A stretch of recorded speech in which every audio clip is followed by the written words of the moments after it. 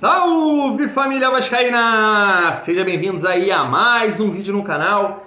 Eu sou o Thiago, você está no canal Vasco em Família. Se não for inscrito aqui, já dá aquela moral, se inscreve no nosso canal. Deixa o like pra gente estar chegando a mais vascaínos.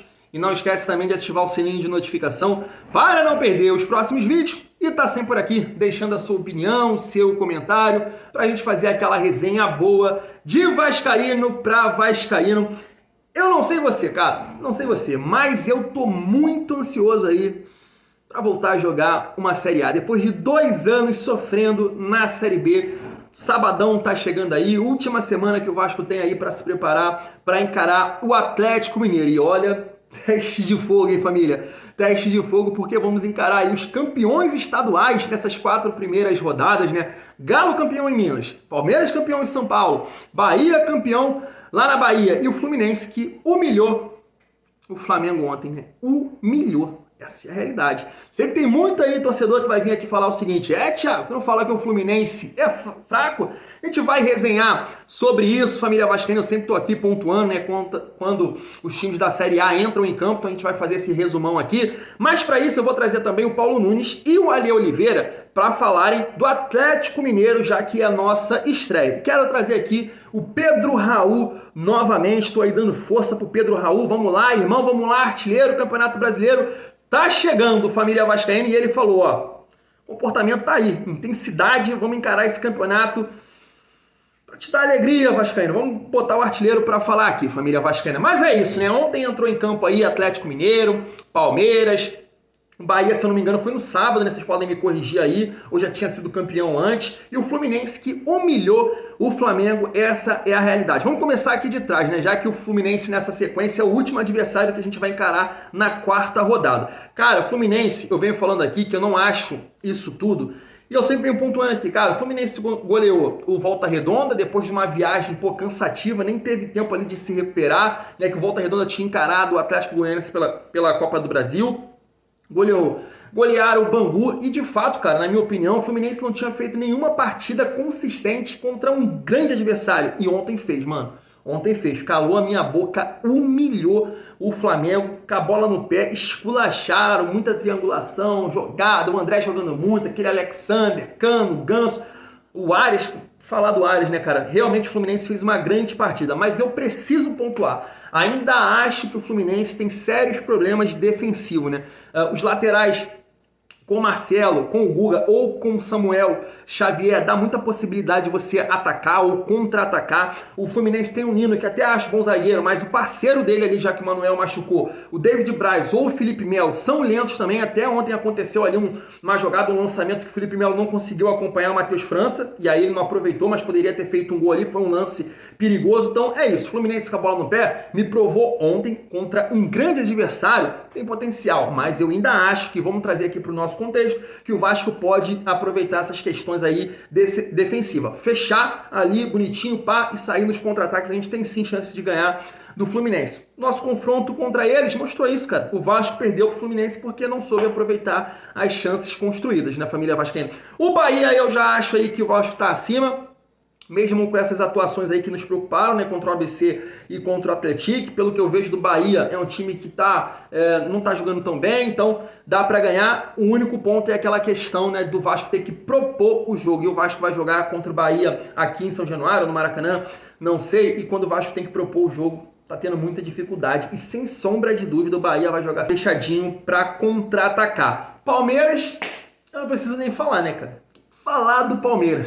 Então, vai ser muito difícil, é muito complicado. O Palmeiras reforçou, né? Tem o Arthur. A gente não sabe como é que a gente vai encarar o Palmeiras. O time que vai vir jogar com o Palmeiras aqui no Rio, pelo fato de eles terem muitas partidas, né? Eu fiz a conta. Até encarar o Vasco, o Palmeiras tem 7 partidas. São muitos jogos, então isso também precisa pontuar. Agora, o time que vir encarar aqui o Vasco, a gente sabe que vai ter muita dificuldade. E deixei o Atlético por último, a nossa estreia, porque eu vou trazer aqui tanto o Paulo Nunes quanto o Ale Oliveira para falar sobre esse time. Vamos lá. Eu acho que o Atlético ele tem que pensar bem o que ele vai fazer daqui para frente. E eu vou falar, evidentemente, do Cudê, se você assim me permitir. O Cudê ele tem um histórico, e o Caetano conhece muito bem esse histórico, de reclamar, de ser chato, de ser cri-cri, de arrumar confusão. Ele tem, isso ele tem. Você perguntar pro Caetano, ele vai falar como é que foi no Internacional. Ele tem isso. E eu acho que ele foi para aquele all-in, né? Que fala all-in. É. Porque, quantas vezes o elenco do Atlético é melhor do que o do Libertad, por exemplo? Não é pouco, não. Não é assim, mas é muita coisa. Você perguntar pros caras, chega pro professor lá do Libertad, que eu não sei o nome agora, fala assim, você quer trocar? Você fica aqui com esse elenco aqui do Atlético e você me dá o do Libertad. Poxa, aí não, né? Aí não. E a gente já falou aqui, ele teve tempo para treinar o time, ele teve tempo para pensar no time.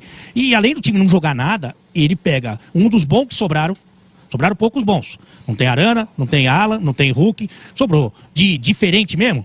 Sobrou o Zarate e o Paulinho. Ele pega um dos bons e põe no banco de reserva. Aí você vai falar, mas ele entrou no segundo. Mas a confiança, a atmosfera, o clima, o adversário já é outro. Já é outro. Eu tenho uma frase que é: você colocar cadeado na porta depois que ela foi arrombada, não adianta. É isso. E é o glorioso Garneiro, o técnico do Libertad. Eu falei isso depois do jogo. Pô, o Cudê tá reclamando de elenco em abril. Meu Deus. Se ele tivesse reclamando eliminado lá em agosto, setembro, que você tá vendo, ó, o time tá exausto. Não tem condição dele ganhar nada com esse elenco aí que tá arrastando. Mas a gente tá em abril. Se alguém pergunta, antes do jogo contra o Libertad, ô Garneiro, troca as camisas. Você quer? Ele ia falar, pô, agora. O Atlético não vem jogando bem. O Atlético não tem desempenho bom. O Atlético, por um lado, você tem um copo cheio e o copo vazio. Por um lado, ele tem o Hulk e o Paulinho, que está decidindo tudo para o clube. Decide tudo, todas as jogadas, todos os gols, a bola ofensiva. Se não passar por eles, é quase impossível ter jogo do Atlético.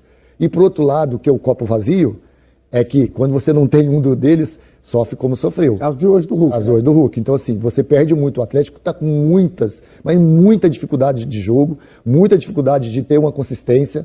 Meio campo sem um ala, o Atlético perde totalmente o seu estilo de jogo, a sua característica que tem posse de bola, construção, saída de jogo qualificada. Tá aí, né, família? O Alê Oliveira, ele já tocou num ponto aí interessante, porque hoje a gente estava vendo, o GE noticiou isso e também o Jorge Nicola, que nos bastidores ali do Atlético Mineiro já estão de olho no Dorival Júnior. Então a gente pode encarar o Atlético Mineiro e nem ter o Cudê lá, né? Vai ter uma reunião hoje para definir essa situação, então pode até ter um novo treinador. Em relação ao ponto aí do Paulo Nunes, e é o que muita gente fala, né, que o Atlético ele não vem jogando bem. Mesmo com boas peças, né, tem a contusão do Alan, que é um jogador que faz muita falta, mas Paulinho e Hulk é que estão resolvendo lá no Atlético Mineiro. E também tem essa questão dos compromissos que eles têm na família vascaína, porque o Atlético ele joga contra o Brasil de Pelotas pela Copa do Brasil na semana, encara o Vasco no sábado. Agora, qual o time que vai a campo? Será que Paulinho e Hulk vão estar contra o Vasco? Porque na terça-feira eles têm um jogo decisivo contra o Atlético Paranaense, que empatou na estreia da Libertadores. O Atlético perdeu em casa para o Libertad, então é um jogo decisivo, porque se o Atlético perder, pode se complicar na competição. Então qual o time que vai encarar o Vasco? Mas o ponto é, família vascaína, eu venho com esse discurso aqui e continuo, não mudo. Acho que o Vasco tem um time para competir. Mesmo que o Atlético escale aí Hulk e Paulinho, é um ponto de vista que muito vascaíno defende, ainda mais depois dos estaduais ontem, né? Que é aquele jogador diferente, um jogador que no momento difícil ele pode resolver. Claro que o Vasco não tem esse jogador, concordo. Mas, cara, eu acredito que os jogadores do Vasco podem numa maneira de um coletivo funcionar, o Barbieri encaixar o Vasco se tornar competitivo. O Pedro Raul aumentar o seu desempenho porque tá devendo, o Jair tá devendo, então são jogadores importantes nesse sentido. O Léo mantendo o seu nível, Pumita e Piton, dois bons laterais, continuarem jogando da maneira que estão jogando, O Capasso também, entender um pouco mais do futebol brasileiro também, junto com o Léo ali fazer um sistema defensivo sólido, o Alex Teixeira também fazer um bom campeonato brasileiro. Dá sim, família vascaína, para competir, pelo menos é a minha opinião, e eu venho pontuando isso. São poucos times que estão jogando bola no Brasil. E o Atlético, por mais que tenha esses jogadores diferenciados, não está jogando tanto assim. Então não me põe medo. É um jogo muito complicado. É um jogo muito difícil. Mesmo se o Vasco tivesse aí com um elenco estrelado, seria um jogo complicado. Mesmo se o Vasco tivesse num bom momento, seria um jogo muito difícil. Essa sequência no Campeonato Brasileiro que o Vasco tem é difícil para qualquer time no Brasil. Para Palmeiras, Flamengo, Fluminense.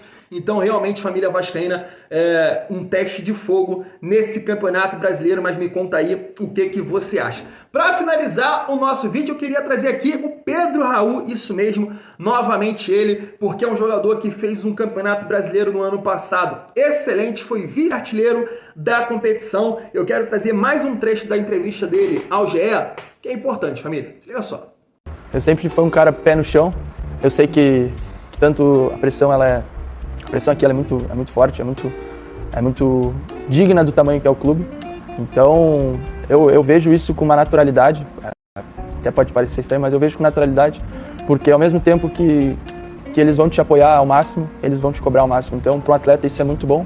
Tu tem que achar, é uma linha muito tênue, então tu tem que achar um equilíbrio. Tu não é o melhor no acerto nem o pior no erro, sabe? Eu vejo como o nosso foco primário é fazer um ano tranquilo, um ano sem sustos, exatamente.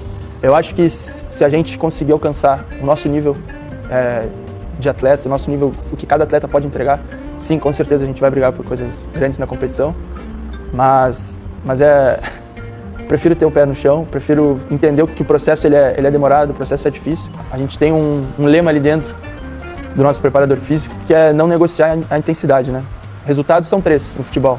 Você vai ganhar, você vai empatar, você vai perder, mas a intensidade a gente tem que tá sempre dando o nosso melhor para facilitar e ficar mais perto das vitórias. Né? Tá aí, família vascaína, pontos muito interessantes, né? A pressão de jogar no Vasco, como ele disse aí, e eu acho que o Pedro Raul tem totais condições de dar a volta por cima nesse sentido, a torcida do Vasco voltar aí apoiar esse atleta que infelizmente, né, perdeu o pênalti lá contra o ABC. Isso foi uma pressão muito grande. Eu acho que isso que é o peso maior. O fato dele perder vários gols aí, claro que pesa, mas esse pênalti é o que realmente aí tá prejudicando essa relação entre Pedro Raul e torcedor, ou a maioria da torcida do Vasco, porque eu acredito muito no atleta. E ele toca ali num ponto também, que é a questão da competição, fazer um campeonato seguro, mas da intensidade dos jogadores, do elenco do Vasco, que eu pontuei aqui quando eu estava falando de encarar o Atlético Mineiro. É nesse sentido, família vascaína, o Vasco voltar àquele futebol intenso, de muita correria, de marcar pressão e realmente os jogadores do Vasco entregarem um pouco mais, porque dá. Eu acredito que o Pedro Raul pode, o Jair pode, então a gente pode sim fazer um campeonato brasileiro, esperando aí a janela no dia 3